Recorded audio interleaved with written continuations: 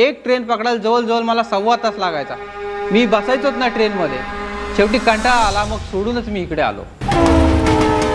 तर आताची परिस्थिती अशी आहे का शहरात असल्याशिवाय मुली देत नाही आणि रूम तर पाहिजे, आणि रूम घेणं तर आता शिक्षण झाल्याच्या नंतर 25 वर्षाचा पोरगा कसा रूम घेऊ शकतो? शिक्षण झाल्यानंतर मग त्याला एक्सपिरियन्स घ्यायला पाहिजे। तर एक्सपिरियन्स जर घेईपर्यंत बसलो तर वयाचे 35 वय येतात, आणि वयाचे 35 वर्षी जर पेमेंट चांगला मिळतो आणि त्यावेळेस मुलगी बघायला गेलो तर कोण वय जास्त असल्यामुळे मुलगी देणार नाही। मुंबईमध्ये होतो मी, ठाण्यामध्ये जॉब करत होतो।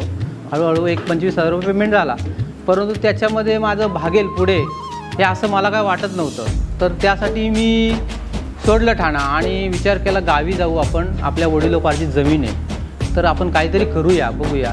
तर त्याबरोबर आमच्या इथे स्वदेश म्हणून आले, स्वदेश संस्था, तर त्याच्यामध्ये जरा प्रयत्न केला, तर त्यांनी आम्हाला गॉट फार्मिंग दिलं। तर गॉट फार्मिंगमध्ये मला 4 शेळ्या गेल्या प्रथम मी। तर 4 शेळ्यांमध्ये आता बघता बघता माझ्याकडे जवळजवळ 35 शेळ्या आहेत, 16 बोकड आहेत। पुन्हा आता हे बोकड विकून, आता जर मी 16 बोकड विकले तर मला जवळपास एक 10,000 प्रमाणे एक बोकड जाईलच।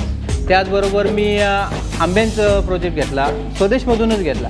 तर ती आंब्याची कलमं एवढी छान झाली का पुढल्या वर्षी त्याला आता आंबे बासतील। 3 वर्षाचे आहेत कलम, खूप मोठे झालेले आहेत आता। अजून त्याच्याबरोबर मी कृषी अधिकाऱ्यांकडनं एक शेततळं घेतलं 15-25 पाणी शेतीला कमी आहे, माझ्या बोर एक मारलेली आहे मी, पण शेतीला पाणी कमी आहे म्हणून शेततळं घेतलं। आता त्याचं काम चालू आहे। शेती करायचं म्हटलं तर आपण व्यवसाय म्हटलं तर गुलामगिरी ही राहिली नाही। स्वतःचा धंदा कधी आपण करू शकतो, आराम करू शकतो, नेहमी वाटेल तसं खाऊ शकतो, व्यवस्थित राहू शकतो।